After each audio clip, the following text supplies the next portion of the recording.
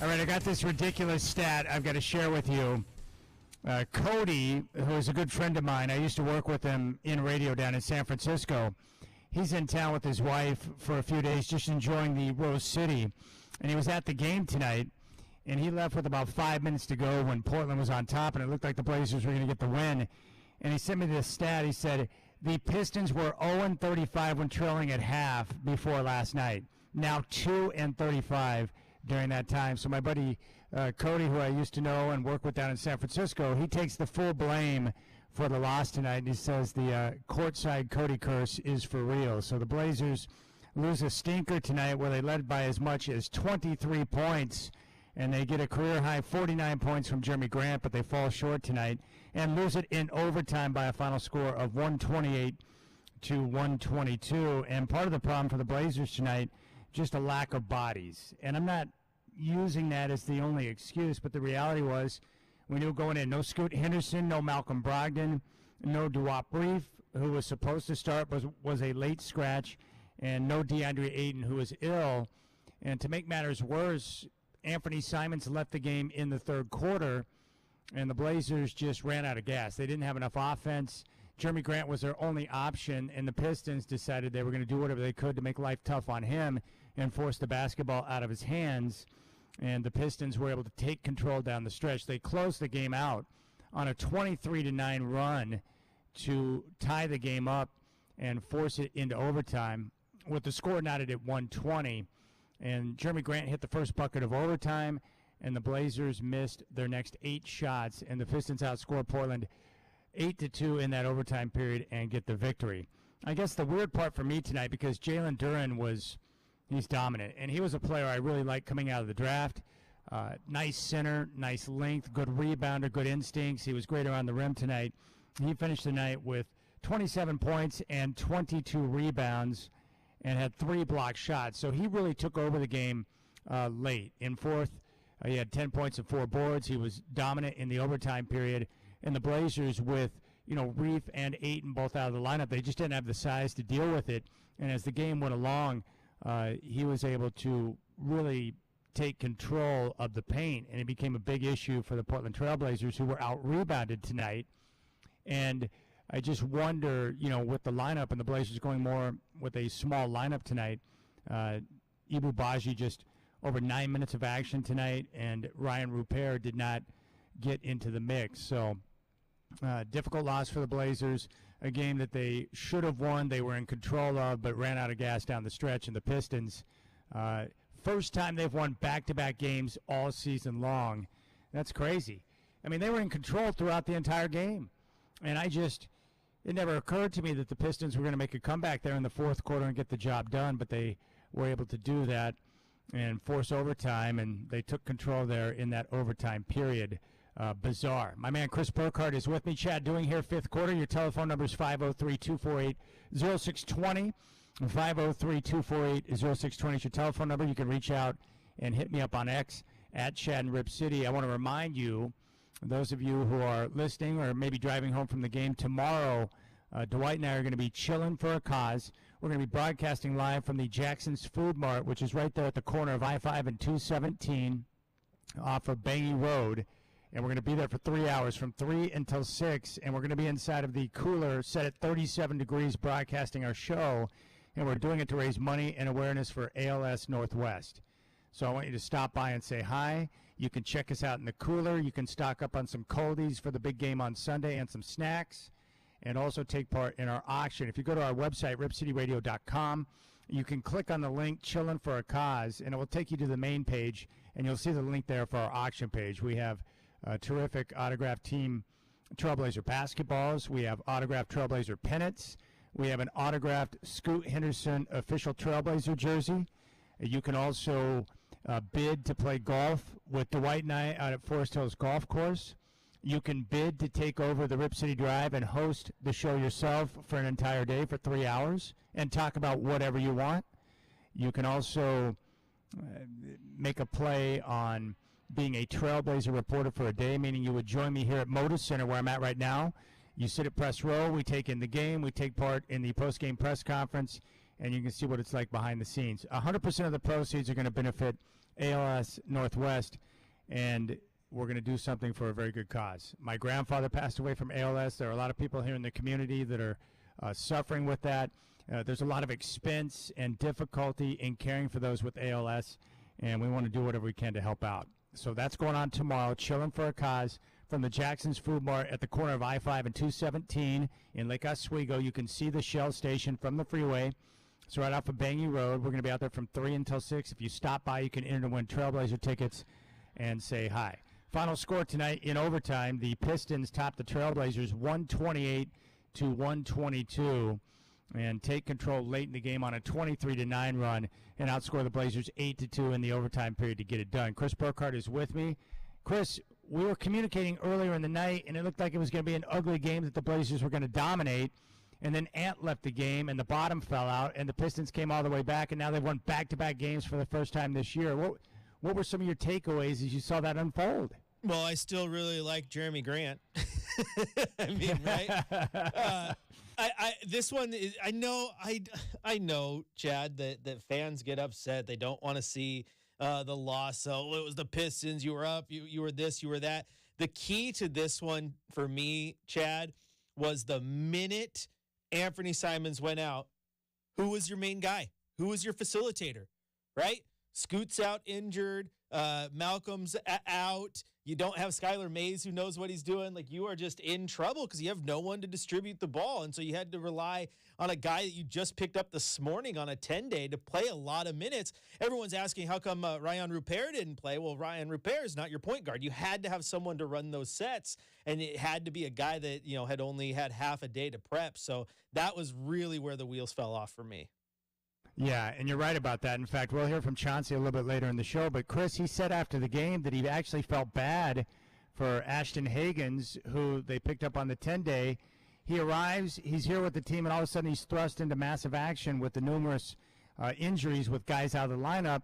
And so they were trying to simplify and dumb down the offense to help him out because he had no familiarity with their sets, with the teammates around him, and he was trying to do the best he could, but that's a difficult situation. And I've heard you beat the drum on this, from the beginning of the year up until now, that having a guy on the bench that can run the offense, that can be competent in handling the rock, those type of guys are valuable. So when you have guys out of the lineup, you've got someone that can step in and facilitate and get the ball to Grant and the other guys in a position where they can score. And they just didn't have it tonight. I know it's not the same analogy and it doesn't work, but I mean, look at the 49ers last year in the championship game, right? Yes. Purdy goes down. They go to their backups. All their backups get hurt, and they would rather put in a hurt Brock Purdy than anybody else out there. The announcers, put in Christian McCaffrey, put in Deebo Samuel, it's because you have to have someone who knows how to play that particular position, which is the main cog that gets everything going. And so it was worth putting the injured guy out there just so you didn't have to have that backstep. So that's what goes on here is if you don't have those guys to fill in and your roster just gets depleted, yeah, you're in a tough spot. That's why you saw so much Jeremy Grant ISO ball in this one. And when it was working, but late, it was pretty evident. I mean, he was gassed. He was gassed. I mean, he was out there grinding, and then the Pistons are like, wait a second. He's the only guy that can beat us right now, so they started throwing multiple guys at him, and we even saw that there at the end of regulation when the Pistons were able to force the turnover on Grant. He didn't get the ball in good position. He's out there beyond the circle, and they forced the turnover and nearly get the bucket on the break right before the buzzer. Jeez, brutal. Yeah, it was a rough one. Oh, my goodness. All right, the Blazers take the loss, 128-122. We'll come back on the fifth quarter. When we do, I'll give you a game recap. We're going to hear from not Jeremy Grant, but we'll hear from Chauncey Billups and get his take on what went down. He did feel bad for the guy they just picked up on the 10-day, Ashton Hagans, who was thrust into action 27 minutes tonight after he just arrived and joined the team on the 10-day contract. That's wild. They were up by 23 in that second half, and after Ant went out, the bottom fell out, and the Blazers take the loss 128-122. All right, Chris Burkhardt, Chad Doing with you. Fifth quarter, telephone number 503-248-0620. You can hit me up on X at Chad and Rip City. When we come back, I'll give you a recap, and we'll give you the shot of the night here on your home of the Blazers, 620 Rip City Radio.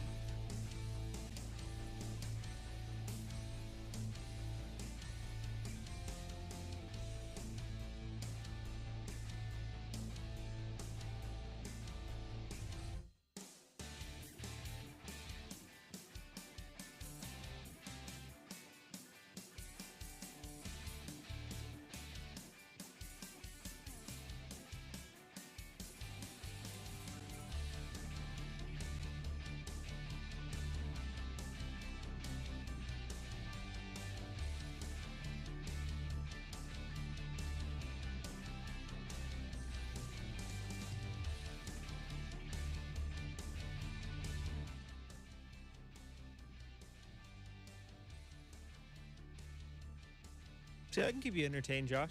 I'm here. What's up? Just what's up? Hey, I'm just trying to get through this, guys. Get through it with you. I'm trying to not be too tilted. I get that you guys are. Totally get it. Being a fan can be rough, right? And not going to hold that one against anybody. That's a tough loss. Just after a decade of covering sports, you've just learned how to, just kind of like let it go. I say that, Josh, only say that because if I have to figure out a way to let it go on Sunday, it's going to be impossible, right? I'm going to feel all the pain in the world if my San Francisco 49ers lose that game to the Chiefs. Oh, that's going to be tough. But you're right. Tough loss. All things considered, it was just ugly. I do disagree to the 1 point. I do think you do need a point guard, and even if you're up 20 points, you got to have someone to at least sustain the lead and hold that lead, and that fell apart. But at the same token, man, you shouldn't lose that game.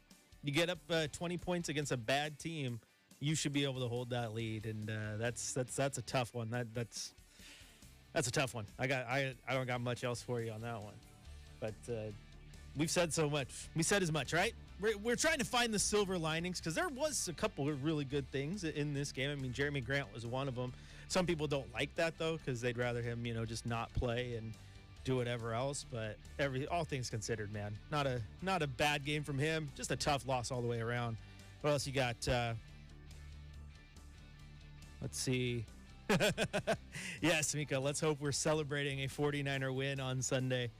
The odds of me being able to come into work on Monday weigh heavily on whether they win or not. So, and unfortunately, I'm going to have to come in no matter what. And it's going to be a lot easier to walk into the office after a dub.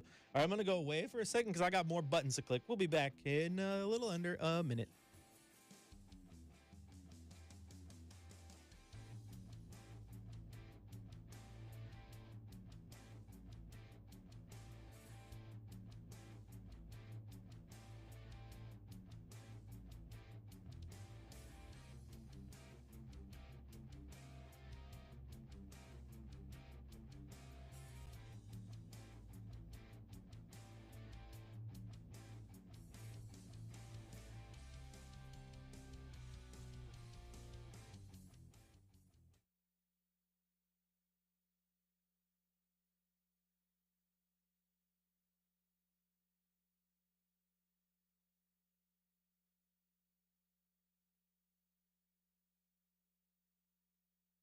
Back to Ant from Thibault, deep three, buries it. Anthony Simons has got 23. 84-67. 7:10 to play in the third. Ivy gives it up. Cunningham, top of the key by himself, puts up a three-pointer. It's off the mark. Rebound, Jeremy Grant. That is his sixth board of the game. Simons in transition, another three. Got it again. Back-to-back Anthony Simons triples. He's got a game-high 26. Blazers by 20. Timeout, Monty Williams. Everything was just fine when Anthony was in the game, and then when Simons left in the third with that ankle sprain, the bottom fell out. The Blazers led by as much as 23, but the Pistons come back to get the win, 128-122 in overtime, and they used a 23-9 run to even up the game at 120 and force that extra period, and the Blazers take the loss tonight. They'll be back at it on Saturday. The New Orleans Pelicans are in town. Tip-off at Moda Center at 7. Game day will start at 4:30 here on your home of the Blazers, 620 Rip City Radio. You know, with the number of guys out of the lineup tonight, including Ayton, Brogdon, and Scoot Henderson, you knew Jeremy Grant and Anthony Simons would handle the bulk of the offense, and that's pretty much what happened throughout the night with contributions sprinkled in from Jabari Walker and others. The Pistons led 18-17 with 3:52 left in the first after a bucket from Jalen Duren. Portland responded with a 10-2 run to take a 27-20 lead and would end the first quarter leading by 5 at 30-25. Portland shot 52% in the first, and Jeremy Grant was aggressive early, scoring 11 points. We move on to the second. Portland led by 6 early in the second period at 43-37, but pushed their lead to double digits with a 14-5 run and led 57-42 with just over 4 minutes remaining in the half. the Blazers would lead by as much as 20 in the second quarter and took a 71-56 lead into halftime. Jabari Walker spearheaded the Blazers' attack in the second. He scored 11 of his 15 first-half points on 4 of 4 shooting. The Blazers, 57% shooting in the first half. Jeremy Grant scored 23. Portland with 17 assists in the first half and just 5 turnovers. Not bad for the young team with a number of guys out of the lineup and some guys seeing action for the first time. In the third quarter, the Blazers pushed their lead to 23 points with 5 minutes left in the third after a Simons bucket, and Portland was leading at 92-69. Unfortunately, Simons would exit the game, but the Pistons responded and closed the quarter, 15-5 run, trimming the Blazers' lead to 13 at 97-84 entering the fourth. Simons was cooking there in that quarter before he exited with 15 points. Detroit connected on 52% of their shots in the third, led by Jaden Ivey, who had 9 in the period. So moving into the fourth, the Blazers knew they would have no Simons and a lot of Ashton Hagans on the floor, who was just signed to that 10-day contract and just arrived and joined the team. So you had no Ant, no Scoot, no Brogdon. Backcourt issues. The Blazers had a 14-point lead at 110-96 with 8:17 left in the game, but the Pistons continued to be feisty. They surged with a 9-1 run, cutting the Blazers' lead to 6 at 111-105 with 4:52 remaining. The Pistons would extend that run to 15-3, cutting the Blazers' lead to just 2 at 113-111. Grant would help Portland keep separation with a 3-point play, a layup, and 2 free throws. And then the Pistons scored 4 straight points off a bucket from Cade Cunningham and Ozzer Thompson to tie the game at 120. The Blazers then called that timeout with 14.8 seconds on the clock. After the inbound, Grant had the ball stripped, but Marcus Saucer was unable to make his driving layup, so we could head on to overtime. The Pistons closed the fourth on a 23-9 run, forcing the overtime period. Grant had 19 in the fourth and entered overtime with 47 points. Jalen Duren with 10 points and 4 rebounds in the fourth quarter. And the Blazers unfortunately ran out of gas in overtime. Grant scored the first bucket of the extra period, but the Pistons scored 8 straight to win, 128-122. Grant scored a game-high and career-high 49 points. Jalen Duren with 27 points and 22 rebounds, and the Blazers shot just 40% in the second half and made just 1 of 9 from the field in the overtime period. And, of course, it's tough when you're missing a lot of your key guys tonight. The Blazers, no Scoot, no Malcolm Brogdon, no Duop Reef, and no DeAndre Ayton. And, of course, Anthony Simons was able to play well but exited the game there in the third quarter with the ankle sprain. And that is that. The Blazers take the loss tonight by a final score of 128-122.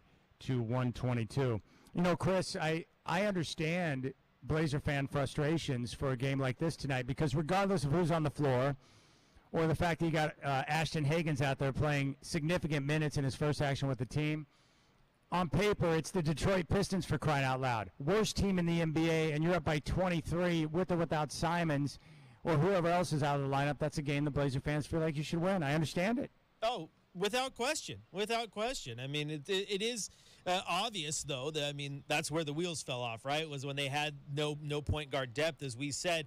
But as some of the YouTube chatters are saying, and we've talked about here, I mean, when you get up big against that team with like half their roster that you know, they shipped out of town today, I think you would still expect to be able to keep that in the long run. And the fact that you couldn't keep that lead, all things considered, I think this makes this one definitely sting more so than it should.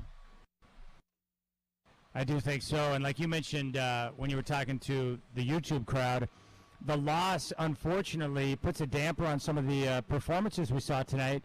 I thought Tamani Kamara had some fine moments tonight. He got 35 minutes, 9 points, 10 rebounds, and an assist, and played some very good defense. Jeremy Grant with the 49 points on 14 of 29 shooting. He also had 8 rebounds and 6 assists. He was all over the place tonight, you know, carrying that heavy burden. He played 45 minutes, for crying out loud. And Jabari Walker, 17 points, 11 rebounds, 43 minutes of action.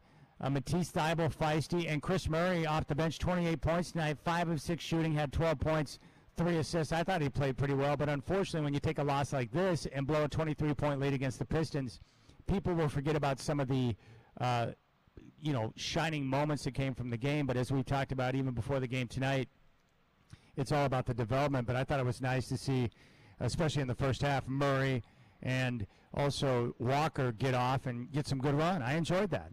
Yeah, I mean, I enjoy seeing Chris Murray a lot, and we know that one. I liked him in the draft. I think there's a lot of upside there if he can just crack it. And then you look at Matisse Thybulle, and it's easy to say, he only scored 2 points, but he was an absolute menace defensively for large stretches of that game. Again, this was just a depth issue. I think you had you out-talented them in the first 5. It was the next 4 off the bench from there that just couldn't keep that thing going. And it also just shows you just the true importance of a guy like Ant, because that is definitely the moment when this one unraveled.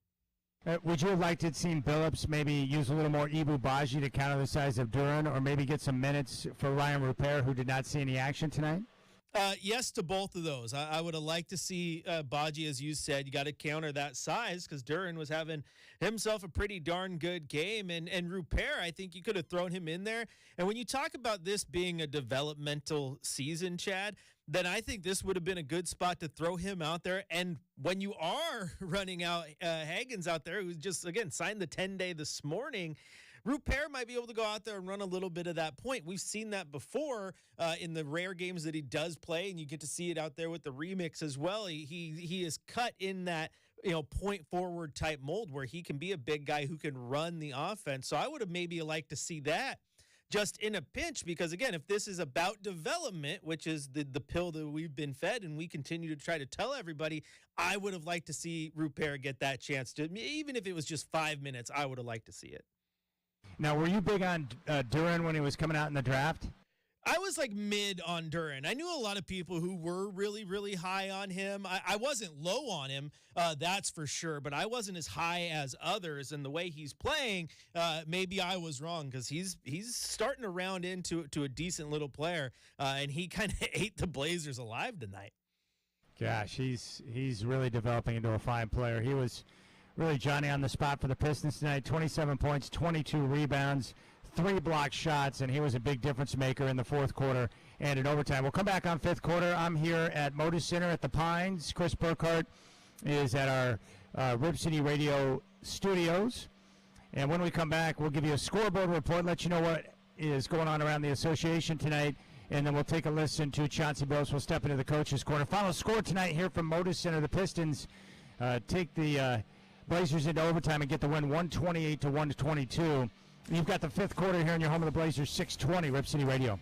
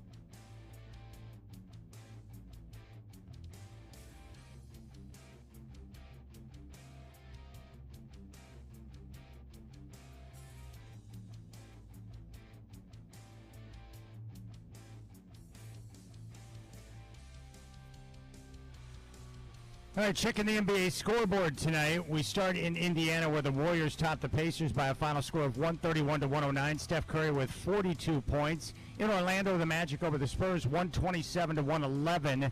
Franz Wagner with 34 points, 7 rebounds, and 7 assists. In Brooklyn, the Cavaliers over the Nets 118-95. Donovan Mitchell 27 points, 3 steals, and 3 blocks. In New York, the Mavericks over the Knicks 122-108. Luka Doncic 39 points and 11 assists. In Memphis, the Bulls down the Grizzlies 118-110. DeMar DeRozan with 30 points and 8 boards. The Timberwolves going to Milwaukee and top the Bucks 129-105. Anthony Edwards with 26 points and 9 assists. In Phoenix, the Suns over the Jazz 129-115. Kevin Durant 31 points, 8 boards, 7 assists. In Los Angeles, the Nuggets over the Lakers 114-106. Jamal Murray, 29 points, 7 boards, and 11 assists. And here in Portland, the Pistons top the Trailblazers in overtime by a final score of 128-122. And that is your scoreboard report here on the fifth quarter. Let's go out to the phones. Dan, who is now in North Portland, is joining us. Dan, welcome to the fifth quarter. The stage is yours, buddy. I don't know. I guess I'll take the Applebee's gift card, I guess. I mean, I assume I get some kind of participation trophy for having sat through that travesty. Man, I'm not calling in, Chad, to talk about the game. I'm calling to talk about the trade deadline. I'm calling in to talk any Blazers fans listening off the ledge, anyone melting down that we didn't move Brogdon, we didn't move Grant. Relax. Sometimes no move is 100% the right move. Just please have no doubt. I'm sure Joe Cronin and the Blazers front office got some garbo offers for those guys. Man, Jeremy Grant is a quality starter in the NBA, period, full stop. He just dropped 49. Like Brogdon, a phenomenal guy to have on your roster, like a terrific mentor to the young guys. And honestly, those guys, a guy like Grant, it gives you 20 points a game with solid defense. We're going to flip him for a lottery-protected first-round pick in the 20s pass. Starter quality guy with experience like Brogdon, he has way more value on this roster than anything we could have realistically gotten for him. Everybody needs to ask us, what was anybody hoping for? Like some blockbuster steal, which would not have happened, to vault us into the play-in to get rolled in for by the Nuggets or the Clippers? Anything that was there now, it'll be there in the summer. I'm going to choose to believe that the Blazers front office made the right call to hold back. Just wait for the offseason.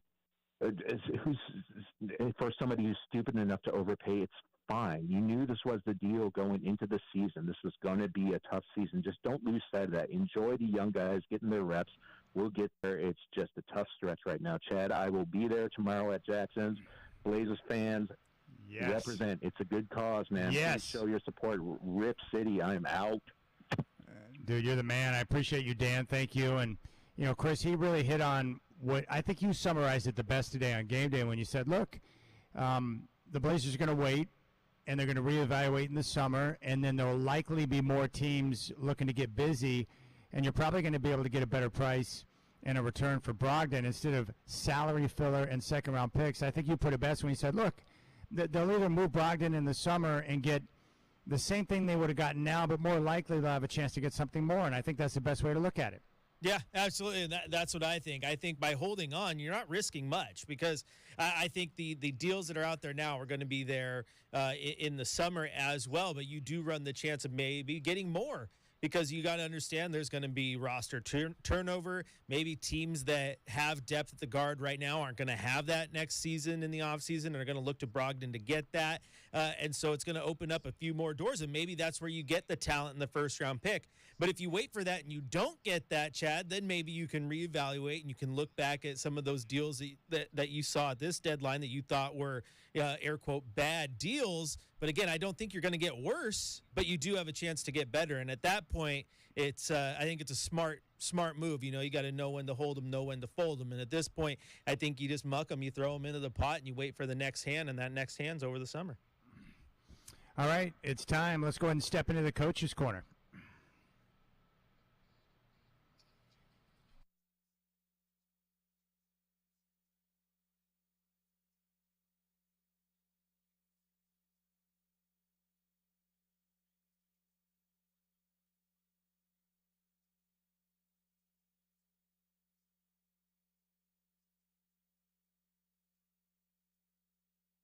All right, the Blazers take the loss tonight in overtime, 128 to 122. Let's check in with Coach Billups after the loss. It was tough. I really, to be honest, I just felt bad for Ashton, to be in that position. You just come on the team 10-day, and we just need some organization, to be able to get into play. And it was just kind of tough. I thought he played well, but it's tough for anybody to come in on their first day on the job and have that type of responsibility, But we just, we tried to just hash it and put it together, running simple things, and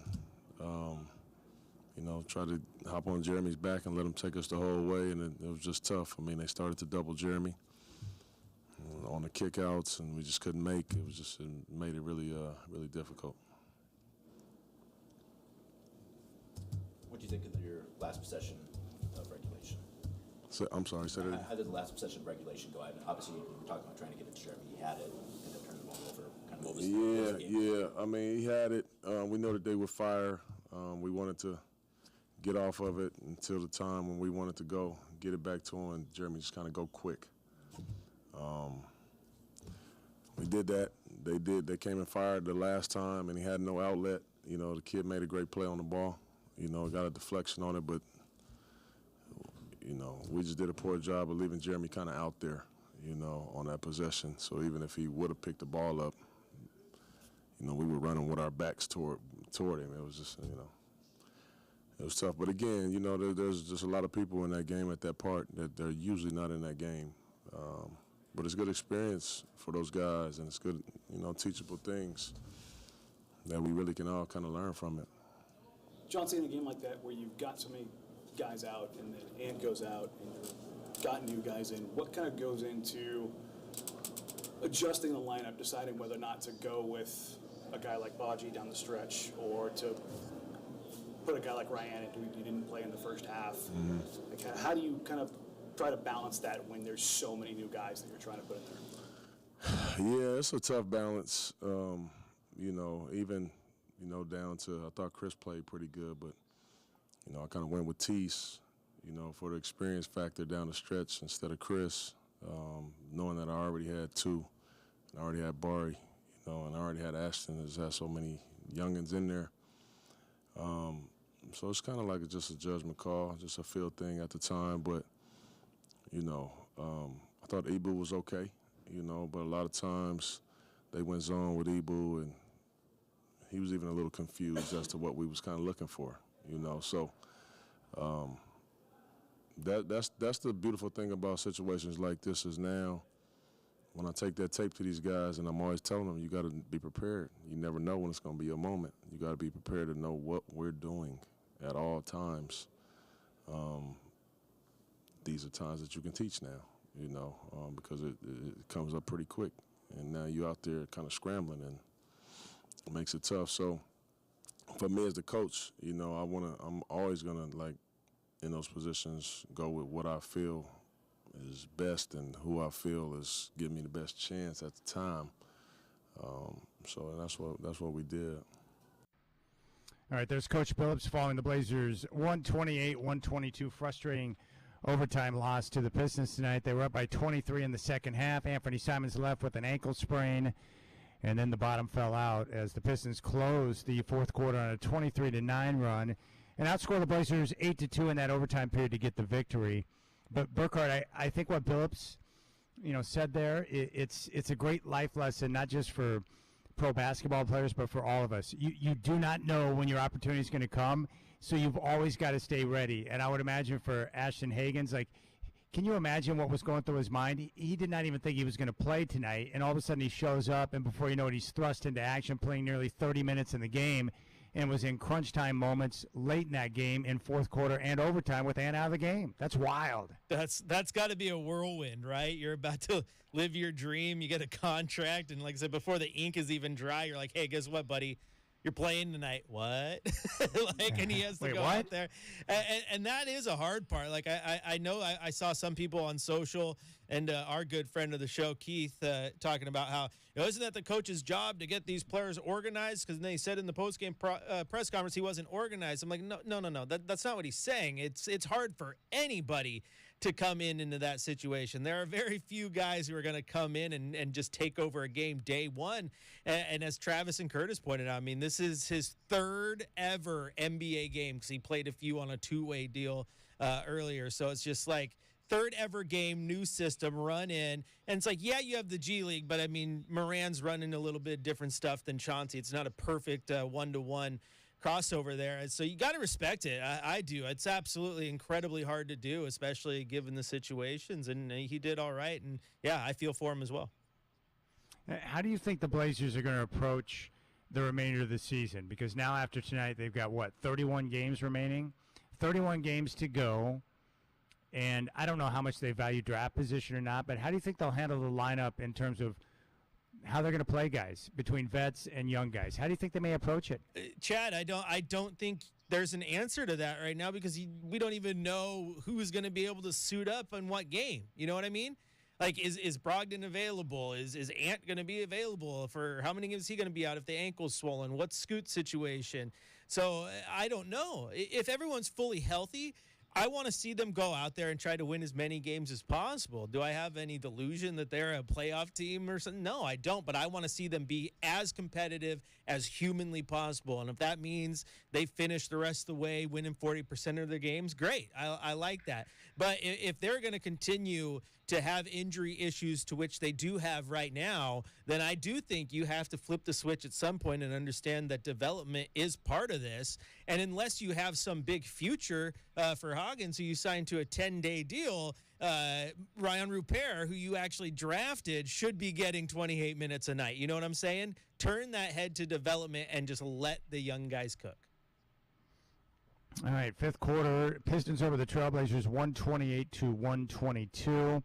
The story tonight for the Pistons, Jalen Duren with 27 points, 22 rebounds. They got 26 from Jaden Ivey and also 23 points, 5 assists from Cade Cunningham to lead the way for the Pistons, who were able to make that comeback in the second half and get the victory. They got 14 points off the bench from Stanley Amude and also Marcus Sasser, who was big, especially at key moments late in the game, with 17 points. The Pistons, 48% shooting tonight.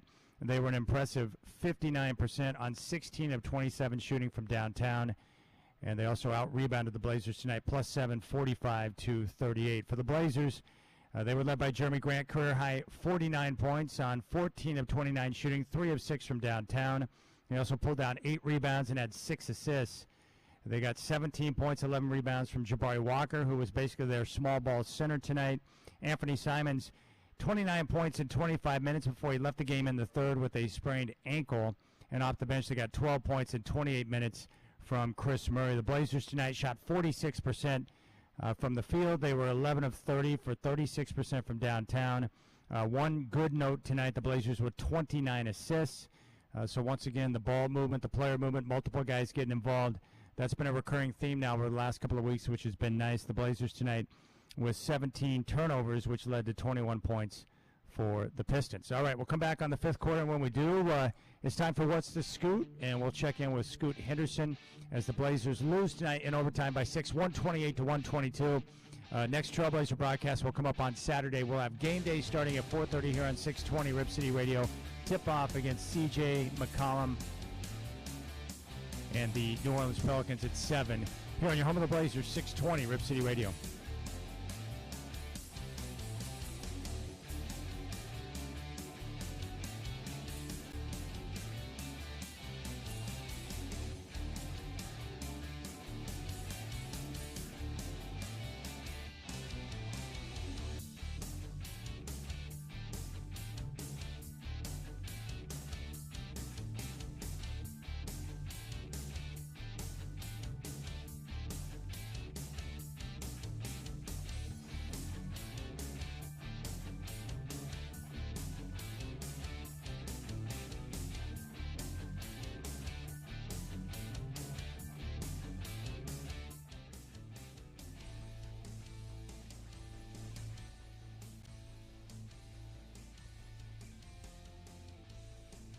All right, let's check in on YouTube for a second.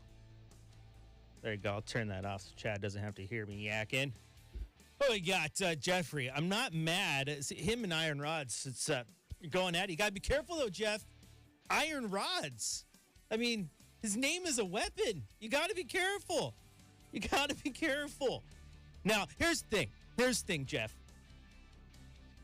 Everyone fans different, right? And that's the thing. Some people came into this season, and you're one of them. I was one of them. Chad was one of them. That was like, okay, this is what it's going to be. We understand they're rebuilding. You're going to take losses like this, right? It just sucks in the way it happened. I thought I had this team like top end. If everything clicked, they're all fully healthy. I had them like a 33-win team. If they were all healthy all year long, that's obviously not the case.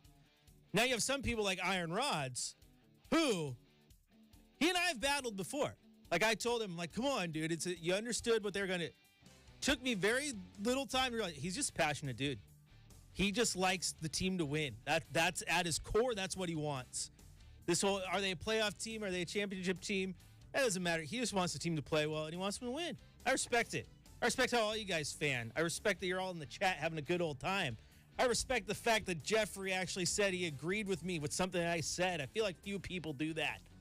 I just spew takes over here. Most of them are hot. Josh says sup. Josh, I'm like Batman. You put out the bat signal. You're like, where's CB? How come he doesn't come talk to us anymore? I'm here. I have been doing a lot of stuff though. Doing that Blazers broadcasting stuff. You know, I was out, so Shacker was in. Everyone was moving around the musical chairs, right? But I'm back. I won't be here Saturday because I got some my OSAA state championships I got to cover. I won't be here Tuesday and Thursday because I'm going to be doing Blazers broadcasting again, so tune into that. I get to toss to Chad in the fifth quarter. But you guys are awesome, Josh. I appreciate that you miss us. I'll try to get my ugly mug on here a little bit more for you. And Iron Rods, he's not here to bash on the other guys. No, he's just here to bash on the drum, baby, right? Isn't that right? In Iron Rod's band? I think so. It all blurs together after a while. All I'm saying is Jeffrey, Iron Rods, Josh, you guys are awesome. Keep having fun. Keep fanning. We'll get through this together. That's what we do here on Rip City Radio. We'll be right back in about 20 seconds.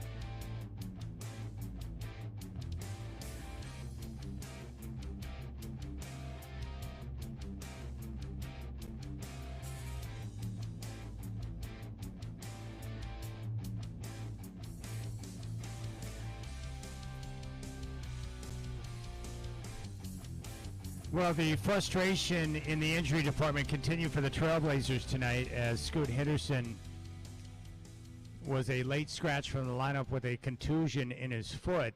And it's unfortunate because a lot of the players that we wanted to see tonight, namely Scoot Henderson and DeAndre Ayton, who have played really well of late, were not in the lineup tonight. And it's frustrating because, as we've already talked about, the most important thing right now with this team is the development of the young players, and also in addition to that, continuing to get Ayton up to speed to where, you know, the players on the court with him in the starting lineup can develop that continuity as they continue to grow together, especially Ayton and Ant together, especially in those pick and roll situations.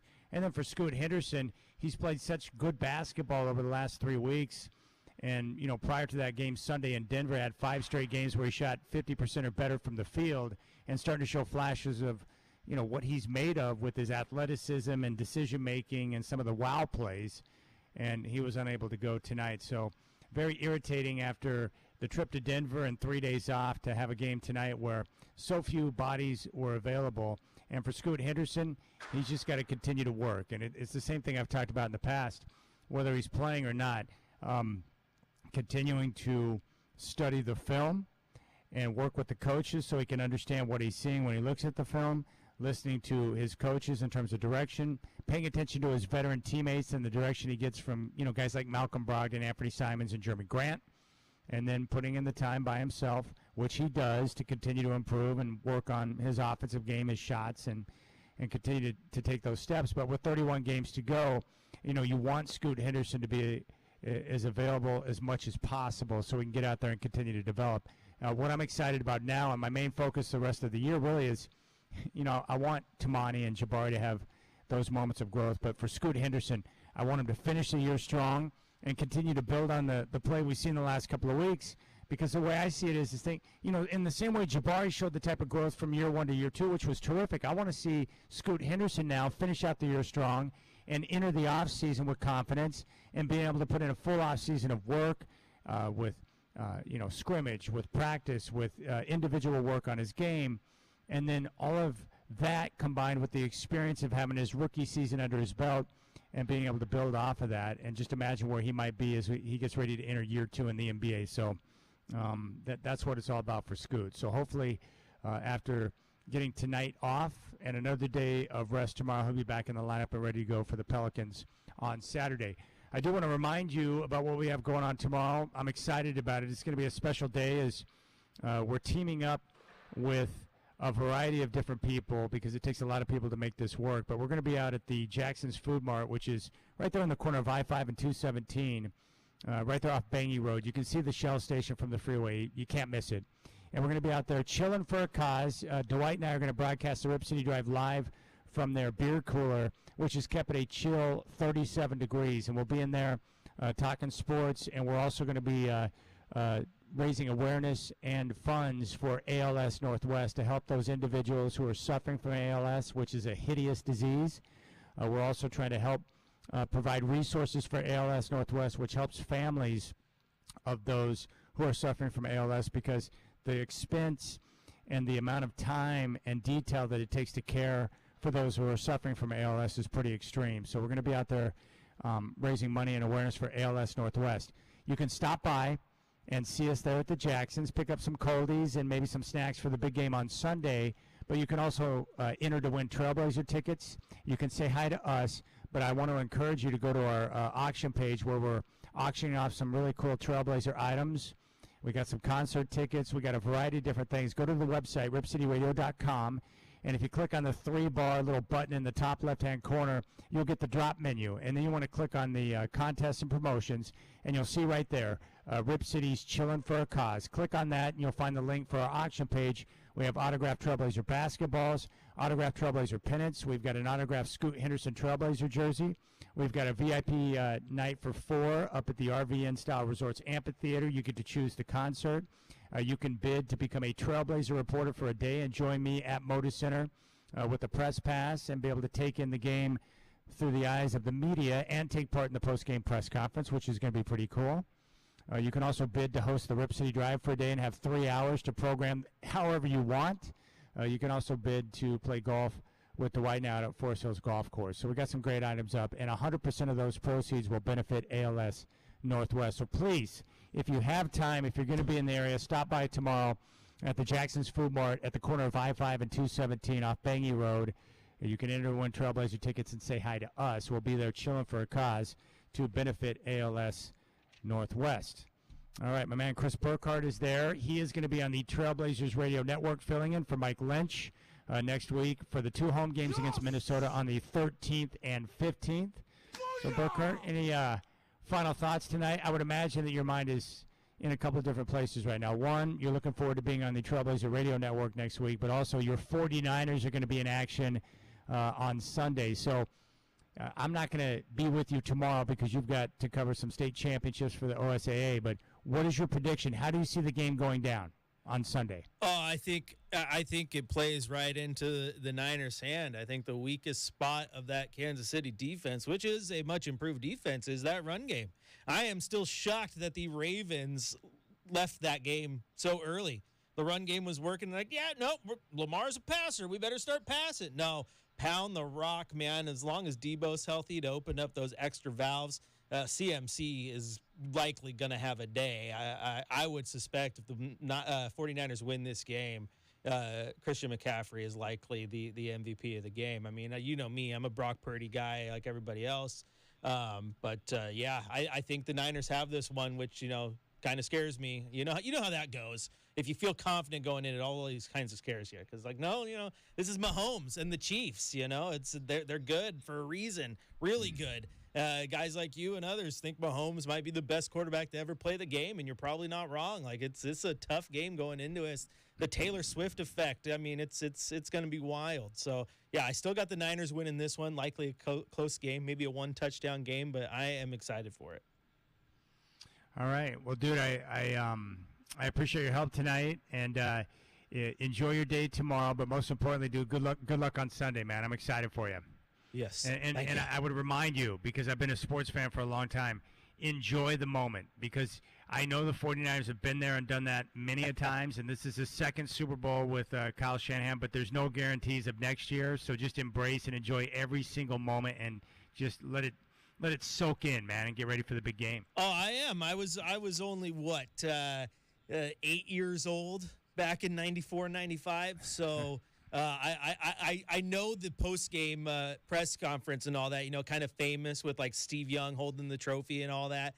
Like, I remember that, but I don't remember a darn thing about the game. I remember it was against the Chargers. I think I remember that much. But outside of that, yeah, my Super Bowl memories as a Niner fan are mostly, getting beat up in the playoffs, having crazy stuff happen, then getting to the bowl, losing to the Ravens, losing to the Chiefs.